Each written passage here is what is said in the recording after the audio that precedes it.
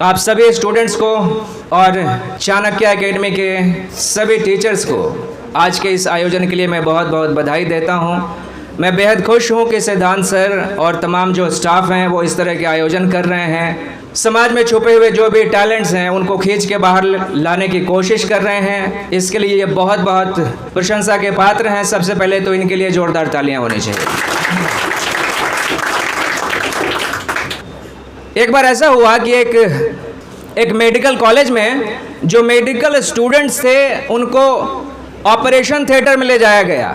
उस दिन उनको ऑपरेशन सिखाने की बारी थी। ऑपरेशन टेबल पे एक मरा हुआ कुत्ता रखा हुआ है, यानी कुत्ते की चीरफाड़ की जाएगी, ऑपरेशन किया जाएगा। सारे विद्यार्थियों को सिखाया जाएगा कि ऑपरेशन कैसे किया जाता है। तो वो जो डॉक्टर था जो बच्चों को ऑपरेशन सिखाने के लिए ले गया था, उसने क्या किया कि देखो जैसे मैं करता हूँ आपको करना है, पहले देखो ठीक से। उसने क्या किया कि मरे हुए कुत्ते के नाक में उंगली डाली और उंगली को बाहर निकाल के चाटा। फिर उसने सारे विद्यार्थियों को कहा कि अब एक एक करके बारी बारी से आप लोग आओ और जो मैंने किया वही करो। अब चूंकि वो डॉक्टर था, उनका गाइड था, मेंटोर था, तो जो कह रहा है वो तो करना ही है, मना नहीं कर सकते। तो एक एक करके सारे स्टूडेंट्स आए और कुत्ते की नाक में उंगली डाली और उसको चाटा। जब सबने ऐसा कर लिया तो उस डॉक्टर ने कहा कि देखो बच्चों, जिंदगी में सबसे ज़्यादा ज़रूरी चीज़ क्या है? सबसे ज़्यादा ज़रूरी चीज़ है ध्यान देना। मैंने कुत्ते के नाक में तीसरी उंगली डाली थी और दूसरी उंगली को चाटा था। तो अब मैं आशा करता हूं कि आगे से आप लोग ध्यान देंगे। ध्यान देना ज़िंदगी में बहुत ज़रूरी है।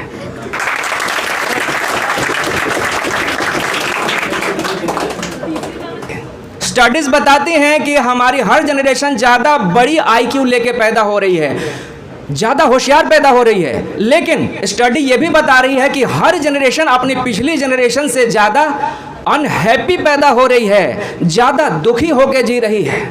आज चारों तरफ आप देख लीजिए तो आपके पास जितनी सहूलियतें हैं पढ़ाई करने के लिए पिछले जनरेशन के पास नहीं थी। आपके पास जिस तरह के मॉडर्न इक्विपमेंट्स हैं, डिजिटल टेक्नोलॉजी है, सारी दुनिया में आपकी पहुंच है। घर बैठे दुनिया के किसी भी टीचर से, किसी भी विद्वान से आप अपनी पढ़ाई कर सकते हैं। कोई भी चीज़ अगर आपको सर्च करनी हो तो सेकंड्स में आप सर्च कर सकते हैं।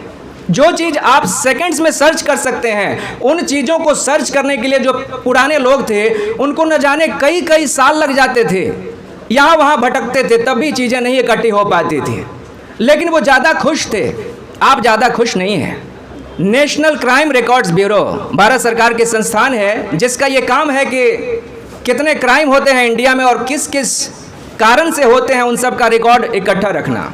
तो नेशनल क्राइम रिकॉर्ड्स ब्यूरो का ये कहना है कि भारत में हर साल करीब 13,000 स्टूडेंट्स सुसाइड करते हैं। कारण तो अनगिनत हैं, लेकिन सवाल ये है कि जब आपके पास इतनी सुंदर सुविधाएं हैं, सहूलियतें हैं, तो फिर बच्चे सुसाइड क्यों कर रहे हैं? आईआईटी जैसे संस्थानों में जाने के लिए हर बच्चा तरसता है, लेकिन कोटा में जाने वाले बच्चे और भारत के बड़े बड़े आईआईटी संस्थानों में सिलेक्ट होने वाले जो बच्चे हैं, जो सिलेक्ट हो गए, सिलेक्ट होने के बाद भी आत्महत्या कर रहे हैं। कोटा में आत्महत्या करने वाले बच्चों की संख्या बहुत बड़ी है। पिछले 4 से 5 साल में कम से कम 250 से 300 बच्चों ने आत्महत्या की है जो इंजीनियरिंग की पढ़ाई कर रहे थे या कोटा में रह के तैयारी कर रहे थे। अभी कुछ दिन पहले की घटना है कि महाराष्ट्र आईआईटी में पढ़ने वाले एक बच्चे ने सुसाइड कर लिया, आत्महत्या कर लिया।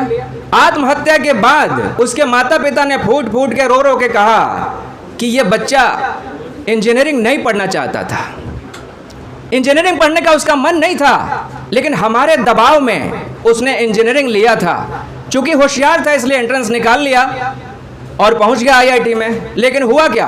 बच्चा मर गया। इतना ज़्यादा स्ट्रेस है, इतना ज़्यादा तनाव है आज बच्चों के ऊपर, इतना ज़्यादा टेंशन लेके जी रहे हैं आज के बच्चे कि नेशनल क्राइम रिकॉर्ड्स ब्यूरो का ये कहना है कि हर घंटे में एक स्टूडेंट भारत में कहीं ना कहीं सुसाइड कर रहा है, आत्महत्या कर रहा है। इतना बड़ा दबाव, इतना बड़ा तनाव आखिर बच्चों के ऊपर आ कैसे गया है? क्या कारण है? क्यों बच्चे सुसाइड कर रहे हैं? मुझे लगता है कि शिक्षा का जो बेसिक नोशन है, शिक्षा का जो बेसिक डेफिनेशन है, वही बिगड़ गया है। आप में से कौन ये ऐसा है जो सक्सेस नहीं पाना चाहता। हर बच्चा सक्सेस के लिए ही काम कर रहा है। आज आपको यहाँ सम्मानित किया जा रहा है, उसके पीछे क्या है कि आपने किसी खास काम में एक सफलता दिखाई है। आपको एक टेस्ट दिया गया है, आपने वो टेस्ट क्वालिफाई कर लिया है, यानी आप सक्सेसफुल हुए हैं, इसलिए आपको सम्मानित किया जा रहा है। अब यहाँ पे सवाल यह है कि सक्सेस की डेफिनेशन क्या है, सफलता क्या है, कौन से पैमाने से हम सफलता को मापते हैं? क्या वो इंसान जिसके पास बहुत सारा पैसा आ गया उसे हम सफल कहेंगे? क्या वो इंसान जिसके पास बहुत सारी शोहरत आ गई, बहुत सारा नाम हो गया, क्या उसे हम सफल कहेंगे? नहीं कहेंगे। क्यों नहीं कहेंगे? आप में से कितने ऐसे लोग हैं जो जिंदगी में पैसा नहीं पाना चाहते? क्या पैसे के बिना लाइफ चलाई जा सकती है? नहीं चलाई जा सकती, इम्पॉसिबल है। पैसा लाइफ में जरूरी है, लेकिन पैसा लाइफ का गोल नहीं हो सकता, पैसा जीवन का लक्ष्य नहीं हो सकता। पैसे के अलावा भी जिंदगी में बहुत बहुत सारी चीजें जरूरी हैं। पिछले 5 साल में अगर आप देखेंगे तो भारत में सेलिब्रिटीज के सुसाइड की संख्या बहुत बढ़ी रही है। बड़े बड़े लोग जिनके बड़े बड़े नाम थे, वो फिल्म आर्टिस्ट थे, वो सिंगर्स थे, वो मॉडल्स थे, वो IAS ऑफिसर्स थे, वो नेता थे, ऐसे लोगों ने आत्महत्याएं की है। सवाल यह है कि उनके पास ना पैसे की कमी थी, ना उनके पास घर की कमी थी, सब कुछ था। जो कुछ भी आप ड्रीम कर रहे हैं, सपने देख रहे हैं, वो सब कुछ उनके पास था, फिर उन्होंने सुसाइड क्यों किया? जरूर कहीं ना कहीं जीवन में किसी न किसी चीज की कमी थी जिसे पैसा पूरा नहीं कर पा रहा था। वो चीज क्या है? क्या उस चीज के ऊपर कभी आप विचार करते हैं, सोचते हैं कि वो चीज क्या है? इतना तो तय है कि पैसा जो है वो सिर्फ सक्सेस डिफाइन नहीं करता। सिर्फ पैसा आने से सक्सेस अगर मिल जाती तो लोग क्यों फ्रस्ट्रेटेड रहते? आज भारत में तलाक की दर है वो बहुत तेजी से बढ़ रही है, बहुत तेजी से। और ये तलाक की दर जो है ये उन्हीं लोगों में सबसे ज्यादा है जो कि सक्सेसफुल हैं। इस देश में जिन लोगों ने रिश्ते बनाए थे पति पत्नी के, उन्होंने कहा कि 7 जन्म का है, 7 जन्म से पहले तो ये टूट ही नहीं सकता। कितने समझदार लोग रहे होंगे, कितना आत्मविश्वास था उनके भीतर रिश्तों को निभाने के प्रति। वो जानते थे कि दुनिया में चाहे कुछ भी हो जाए, कुछ भी मैं त्याग दूं, लेकिन जिसका हाथ पकड़ा है उसको कभी नहीं छोड़ूंगा, है ना? इतना गहरा आत्मविश्वास था, जीवन की इतनी गहरी समझ थी कि इंसान को आप पैसे से और छोटी मोटी चीजों से नहीं तौल सकते। अरे कार आपने खरीदा है, ठीक है, पसंद नहीं आई तो 2-4 साल में उसको बेच देंगे, दूसरी लाएंगे। लेकिन इंसान कोई कार नहीं है, इंसान कोई सामान नहीं है कि आज आपने शादी कर ली और 2 साल बाद पसंद नहीं आया तो उसको छोड़ के किसी और को ले आएंगे। इसका मतलब है कि आपके भीतर इंसान को समझने वाली बुद्धि ही नहीं है। आप बुद्धिहीन हैं, आप टोटली मटेरियलिस्ट हैं। आप इंसान को सामान की तरह तौलना सीख गए हैं। ये एक बहुत ही गलत एटीट्यूड है। तो मैंने आपसे ये कहा कि पैसा जो है वो सक्सेस को डिफाइन नहीं करता। तो कौन सी चीज़ सक्सेस को डिफाइन करती है? कुछ साल पहले की बात है, अमेरिका के एक जाने माने यूनिवर्सिटी के कुछ वैज्ञानिकों ने एक बहुत ही इंपॉर्टेंट रिसर्च किया। रिसर्च का जो सब्जेक्ट था वो ये था कि आखिर आदमी के जीवन में सबसे ज़्यादा खुशी किस चीज़ से आती है? क्या पैसे से आती है, शोहरत से आती है, घर से आती है, किस चीज़ से खुशी आती है? ये देखने के लिए एक लंबा रिसर्च किया गया। रिसर्च बहुत दिन तक चला था, 60-70 सालों तक लगातार रिसर्च चला और उसमें हजारों लोगों की जिंदगी पे नज़र रखी गई, छुप छुप के नज़र रखी गई। लोगों को पता भी नहीं था कि हमारे ऊपर रिसर्च किया जा रहा है, लेकिन रिसर्च किया जा रहा था। और रिसर्च का जो नतीजा निकल के आया, नतीजा देने वालों ने बताया कि हमने बहुत सारे पैसे वालों के ऊपर रिसर्च किए और ये देखा कि उनके पास पैसे तो बहुत हैं, लेकिन फिर भी उनके जीवन में असली खुशी नहीं है। उनके पास शोहरत भी है, बड़े फेमस हैं, फिर भी उनके पास असली खुशी नहीं है। तो आखिर असली खुशी किसके पास थी? क्या कंक्लूजन दिया उन्होंने? उन्होंने कहा कि उन लोगों को इस रिसर्च में सबसे ज़्यादा खुश पाया गया है, सबसे ज़्यादा हैप्पी पाया गया है, जिनके रिश्ते लोगों के साथ मधुर थे, जिनके रिश्ते अपने माता पिता के साथ अच्छे थे, जिनके रिश्ते अपने भाई बहनों के साथ अच्छे थे, जिनके रिश्ते अपने दोस्तों के साथ अच्छे थे, जिनके रिश्ते अपने पड़ोसियों के साथ अच्छे थे। यानी सफलता का यहाँ पे एक पैमाना निकल के आता है और वो क्या है? Not money, not fame, but relationship, और हेल्दी रिलेशनशिप और हैप्पी रिलेशनशिप। एक ऐसा रिश्ता जिसमें आपको सेटिस्फेक्शन मिलता हो, खुशी मिलती हो, है ना। मैं आपसे पूछता हूं कि दुनिया की सारी दौलत आपको दे दी जाए, चलिए दुनिया की सारी दौलत आपको दे दी गई, आपसे पूछ रहा हूं दुनिया का सारा पैसा आपको दे दिया जाए, मुझे देखिए जी, दुनिया का सारा पैसा आपको दे दिया जाए और आपको एक ऐसे टापू पे छोड़ दिया जाए जहां एक भी इंसान ना हो, अकेले रहना हो, क्या ऐसी जिंदगी आप जीना चाहेंगे? नहीं ना।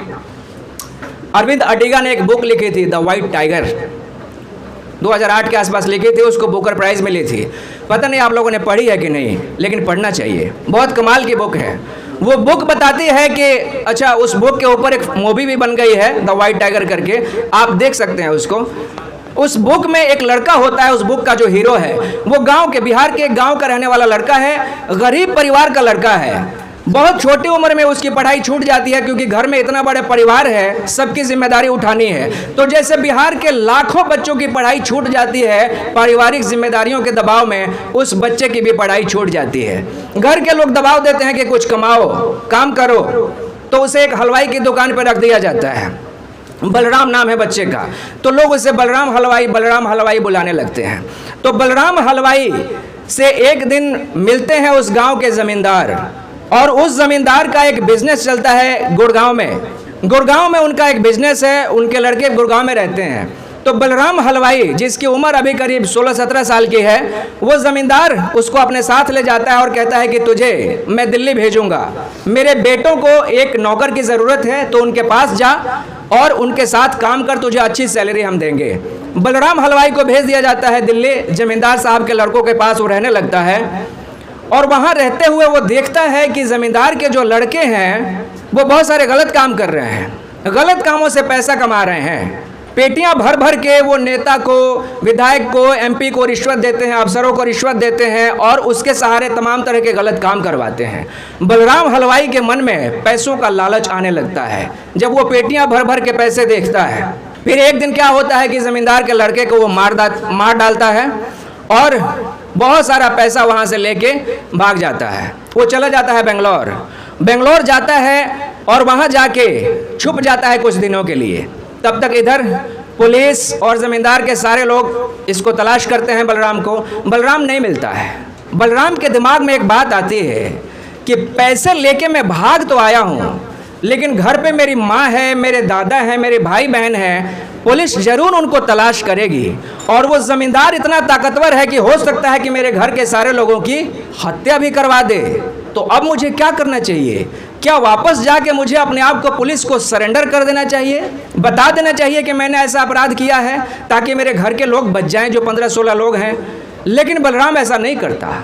बलराम सोचता है कि अगर मैं वापस जाऊंगा तो फिर से उसी गरीबी के गड्ढे में गिर जाऊंगा, फिर से वही दुख के दिन देखने पड़ेंगे, फिर से किसी हलवाई की दुकान पे काम करनी पड़ सकती है। इसलिए बलराम कहता है कि मैं वापस नहीं जाऊंगा, जो होना है उनका हो जाए। और वही होता है। जब बलराम नहीं मिलता तो जमींदार बलराम के घर के सारे लोगों की हत्या करवा देता है। बलराम अपने लिए एक कंपनी बनाता है और वो कंपनी कुछ ही सालों में बहुत सफल हो जाती है। बलराम एक जाना माना सफल बिजनेसमैन हो जाता है, एक एंटरप्रेन्योर हो जाता है। अब आप मुझे बताइए, क्या बलराम की कामयाबी को आप सचमुच कामयाबी कहेंगे? बलराम एक सफल आदमी है, उसके पास पैसों की कमी नहीं है, उसके अंडर में कम से कम 400-500 लोग काम करते हैं, फिर भी आप बलराम को एक सफल इंसान क्यों नहीं मान रहे हैं? क्योंकि उसने अपने रिश्तों के साथ कॉम्प्रोमाइज कर लिया, रिश्तों के साथ समझौते कर लिए उसने कामयाब होने के लिए। भारत वो देश है जहां कामयाब होने से पहले हम ये सिखाते हैं कि तुम्हें रिश्ते निभाने आना चाहिए। श्रवण कुमार का देश है ये, वो लड़का जो अपने माता पिता की सेवा करने के लिए आजीवन कुंवारा रहने का व्रत ले लेता है। भगवान राम की धरती है ये। पिता ने एक वचन दे दिया है माँ को और उस वचन को निभाने का सारा जिम्मा राम के ऊपर आ गया है। तो राम, युवक राम अपना राज्य त्याग देते हैं, गद्दी त्याग देते हैं और जंगल में भटकने लगते हैं ताकि पिता का वो वचन मिथ्या ना जाए, झूठा साबित ना हो जाए। मर्यादाएं, रिश्ते जीवन में सबसे ऊपर की बात होती है। पैसे, शोहरत, ये सारी चीजें दूसरे नंबर पे आती हैं। लेकिन जैसे ही आप इसमें घाल मेल करना शुरू कर देते हैं, जैसे ही रिश्तों की कीमत पे आप सफलता पाने की कोशिश करते हैं, वैसे ही आप पाते हैं कि आपके जीवन में निराशा, हताशा, चिंता, उदासी, बेचैनी, ये सारी चीज़ें पकड़ती चली जाती हैं। अभी हाल ही की बात है, लगभग 15-20 दिन हुए ना, भोजपुरी फिल्म इंडस्ट्री की एक जाने मानी अभिनेत्री ने सुसाइड कर लिया ना जी। इतना नाम था, फिर सुसाइड क्यों कर लिया? ज़रूर भीतर से अशांत रही, परेशान रही, इसका मतलब वो सक्सेसफुल नहीं कहे जाएगी। अब मैं आपसे पूछता हूँ, कुछ लोगों के नाम लेता हूँ, बताइएगा उन्हें सक्सेसफुल कहा जाएगा या नहीं? वो सफल थे या असफल थे? भगत सिंह भारत को आज़ाद करवाने के लिए वो कोशिश कर रहे हैं, अंग्रेजों को भगाने की कोशिश कर रहे हैं, लेकिन 28 साल की उम्र में उन्हें फांसी दे दी जाती है। भारत को बिना आज़ाद कराए भगत सिंह मर गए। मुझे बताइए, सफल होकर मरे या असफल मरे? सुभाष चंद्र बोस भारत को आज़ाद करवाने के लिए उन्होंने गांधी जी से विरोध किया और विरोध करके आज़ाद हिंद फौज की स्थापना की और आज़ाद हिंद फौज के जरिए उन्होंने भारत पे हमला किया। उनकी यही जिद थी कि मैं अंग्रेजों को यहाँ से मार के भगाऊंगा। आज़ाद हिंद फौज सफल हो पाते उससे पहले ही सुभाष चंद्र बोस एक दुर्घटना में गायब हो जाते हैं। कुछ लोग कहते हैं कि मर गए, कुछ लोग कहते हैं कि वो चले गए, कहीं गायब हो गए। जो भी था, सुभाष चंद्र बोस का नेतृत्व जो है वो आज़ाद हिंद फौज से हट गया और इसके कारण आज़ाद हिंद फौज हार गई, अपने मिशन में कामयाब नहीं हुई। मुझे बताइए, आप सुभाष को असफल कहेंगे या सफल कहेंगे? सफल कहेंगे। अब मुझे समझ नहीं आ रहा कि आप सफल क्यों कह रहे हैं। कुछ कारण आप समझ पा रहे हैं कि आप उन्हें सफल क्यों कह पा रहे हैं? मैं आज आपको सफलता की एक नई डेफिनेशन, एक नई परिभाषा बताना चाहता हूं। जब भी आप किसी चीज़ के बारे में सोचिए तो बहुत बहुत व्यापक होकर आपको सोचना चाहिए। छोटे दायरों में सोचने की आदत हटा दीजिए। मैं आपसे कहता हूं कि सफलता की एक नई परिभाषा है, उसको आप याद कर लीजिए। कोई भी इंसान इस जीवन में जितनी बड़ी जिम्मेदारी उठाता है वो उतना ही सफल है। जितनी बड़ी जिम्मेदारी अपने कंधों पे लिया है उस इंसान ने, उतना ही वो सफल कहा जाएगा। ये अलग बात है कि अपनी जिम्मेदारी को वो पूरा कर पाया कि नहीं कर पाया, कितना दूर आगे बढ़ पाया, लेकिन कितनी बड़ी जिम्मेदारी अपने कंधों पे लेके वो चला था, इससे हम उसे सफल या असफल कहेंगे। कुछ लोग हैं जो सिर्फ 4 लोगों की जिम्मेदारी उठाते हैं, पति, पत्नी और 2 बच्चे। कुछ लोग हैं जो वो अपने गांव की जिम्मेदारी उठाते हैं, मुझे अपने गांव की उन्नति कर देनी है। कुछ लोग जो हैं वो अपने बिरादरी की जिम्मेदारी उठाते हैं कि भाई मैं शेड्यूल कास्ट से आता हूँ, शेड्यूल ट्राइब से आता हूँ, मेरा तबका जो है वो बहुत पिछड़ा हुआ है, मुझे इसको उन्नत कर देना है। इन्होंने थोड़ी बड़ी जिम्मेदारी उठाई है। कुछ लोग कहते हैं कि मुझे अपने देश का नाम सारी दुनिया में रोशन कर देना है, भारत को विश्व गुरु बना देना है, ये और भी बड़ी जिम्मेदारी हो गई। लेकिन कुछ लोग ऐसे होते हैं जो कहते हैं कि मुझे पूरी मनुष्यता के लिए काम करनी है, पूरी धरती जो है वो मेरा घर है, सारी इंसानियत के लिए मुझे काम करना है ना। तो जितनी बड़ी जिम्मेदारी लेके आप आगे बढ़ते हैं, मैं समझता हूं कि आप उतने ही सफल इंसान कहे जाते हैं। भगत सिंह या सुभाष जाहिर तौर पर आप देखेंगे तो वो असफल मरे, उनके मर जाने से भारत को कोई फायदा नहीं हुआ, लेकिन उनकी सफलता असफलता हम इस बात से मापते हैं कि कितनी बड़ी जिम्मेदारी के लिए वो काम कर रहे थे। जिस समय वो लड़ रहे थे भारत को आज़ाद कराने के लिए, उसी समय इस भारत देश में करोड़ों लोग थे जिनको फर्क नहीं पड़ता था कि भाई देश गुलाम है कि क्या है, कौन नृप हो हमें क्या हानि, कौन राज कर रहा है दिल्ली पे हमें क्या फर्क पड़ता है भाई, हम अपना खाएंगे पिएंगे सोएंगे मर जाएंगे एक दिन, है ना। तो उन लोगों का नाम इतिहास में कहीं भी नहीं लिया जाता, लेकिन जिन लोगों का नाम लिया जाता है ये वही लोग थे जिन्होंने एक बहुत बड़ी जिम्मेदारी अपने कंधों पे ली थी। पिछले 2000 सालों में अगर आप 20-25 महान लोगों की सूची बनाएंगे तो आप देखेंगे कि उसमें से कोई भी इंसान ऐसा नहीं था जो कि पैसे के कारण महान कहा जाता है, कोई भी नहीं था। वो आप महात्मा बुद्ध को ले लीजिए या फिर आप गुरु नानक को ले लीजिए, कबीर साहब को कहिए, विवेकानंद को ले लीजिए, इसमें से कोई भी इंसान ऐसा है जो पैसे के कारण महान कहा जाता है कि उसके पास बहुत सारे पैसे थे इसलिए हम उसे महान कहते हैं, नहीं, ऐसा कोई भी नहीं मिलेगा, है ना। सारे इंसान जो वो महान थे वो अपने ऊंचे आदर्शों के कारण, ऊंचे जिम्मेदारियों के कारण महान हुए। तो ये वास्तविक सफलता है। आप जिंदगी में जब आगे बढ़ें तो मैं चाहता हूं कि सफलता के एक बड़े पैमाने को, एक बड़ी परिभाषा को अपने दिमाग में रख के आप आगे जाएं। आपकी ज़िंदगी में बहुत सारी समस्याएं हैं, उन सारी समस्याओं का हल क्या है? मोटिवेशनल गुरु उसका हल नहीं है। ध्यान से सुन लीजिएगा, मोटिवेशनल गुरुज का बाजार है, यहाँ वहाँ जहाँ तहाँ भरे पड़े हैं, मोटिवेशन करने के लिए भरे पड़े हैं। लेकिन मोटिवेशन का मतलब क्या होता है? अगर गधे की पूंछ में एक पटाखे की लड़ी मान लीजिए गधे की पूंछ में बांध दें और उसमें आग लगा दें, फिर क्या होगा? गधे की पूंछ में हमने पटाखे की लड़ी बांध दी और उसमें आग लगा दिया। अब जैसे ही वो पटाखे फूटने शुरू होंगे वो गधा भागेगा, और मेरा विश्वास कीजिए वो घोड़े से भी ज्यादा तेज भागेगा, घोड़े से भी ज्यादा तेज भागेगा। लेकिन उसके बावजूद भी वो घोड़ा नहीं हो जाएगा, रहेगा वो गधा ही। मोटिवेशन यही काम करता है, पिछवाड़े में पटाखे बांध के दौड़ाने का काम है, ये नहीं करना है। मोटिवेशनल गुरु के चक्कर में नहीं पड़ना है। मोटिवेशनल गुरु तो आपको यही कहेगा कि तुम क्या नहीं कर सकते, तुम सब कुछ कर सकते हो। लेकिन उसको इस बात से फर्क नहीं पड़ता कि तुम करना क्या चाहते हो, तुम ये करना भी चाहते हो कि नहीं, वो नहीं जानना चाहता। सवाल तो यह है कि तुम करना चाहते हो कि नहीं।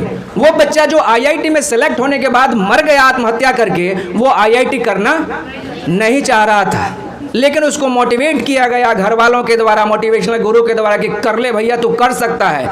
कर लिया और करके मर गया। क्या फ़ायदा हुआ? कोई फ़ायदा नहीं हुआ। इसलिए लाइफ में स्पिरिचुअलिटी बहुत ज़रूरी है, मोटिवेशन नहीं, स्पिरिचुअलिटी, अध्यात्म। क्योंकि अध्यात्म आपको भीतर झांकने की सलाह देता है। वो कहता है कि सिर्फ दुनिया की हवा हवाई पे मत जाओ, दुनिया तुम्हें कहाँ ले जाना चाहती है सिर्फ वो मत देखो, तुम्हारा दिल क्या कहता है, तुम्हारी आत्मा तुम्हें कहाँ ले जाना चाहती है। ठीक है कि लोग कह रहे हैं कि डॉक्टर बन जाओ बन जाओ बन जाओ, लेकिन तुम्हारे भीतर अगर सिंगर बनने का टैलेंट है तो उसे दफनाओ मत। आप में से अंशु कौन है जिसने वो देश मेरे गाया था? अंशु बहुत ही होनहार बच्चा है, मैं बहुत खुश हुआ अंशु का गाना सुन के। मैं चाहता हूं कि इस बच्चे को एक बहुत अच्छी तालीम मिलनी चाहिए, ट्रेनिंग मिलनी चाहिए। तो समय कम है, बातचीत को यहीं पे ख़त्म करना चाहूँगा। मैं आपको ये बताने की कोशिश कर रहा था कि ज़िंदगी में जो असली सफलता है वो पैसों में नहीं है, वो शोहरत में भी नहीं है। क्योंकि पैसे वाले लोगों को, शोहरत वाले लोगों को हम देख रहे हैं कि वो दुखी हैं, निराश हैं, उनके रिश्ते ख़राब हैं, वो आत्महत्याएं कर रहे हैं। तो वास्तविक सफलता क्या है? वास्तविक सफलता है अपने दिल के भीतर झांकना और देखना कि वास्तव में मेरा दिल क्या चाहता है, मैं क्या करना चाहता हूँ, वो कौन सी चीज़ है जो हर चीज़ के बाद मेरे ऊपर हावी है। क्या वो सिंगिंग है? क्या मैं एक आर्टिस्ट बन सकता हूँ? क्या मेरा दिल कहता है कि एक लेखक बन जाओ? अगर ऐसी कोई इंस्पिरेशन, ऐसी कोई प्रेरणा भीतर है तो उसे पीछे मत धकेलिए, अपने भीतर झांकने की कोशिश कीजिए। ज़िंदगी में अध्यात्म को अपनाइए, मेडिटेशन करने की कोशिश कीजिए। मंजिलें लाख कठिन आए गुजर जाऊंगा, मंजिलें लाख कठिन आए गुजर जाऊंगा, हौसला हार के बैठूंगा तो मर जाऊंगा।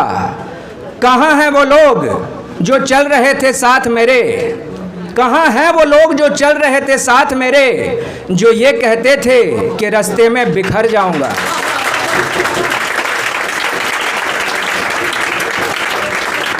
चलिए, इसके साथ ही आप सभी को आपके सुंदर उज्जवल भविष्य के लिए बहुत बहुत शुभकामनाएं प्रेषित करता हूं, और सिद्धांत सर को मैं बहुत बहुत धन्यवाद देता हूं कि आपने मुझे यहां बुलाया और आपके साथ रूबरू करवाया। बहुत बहुत शुक्रिया।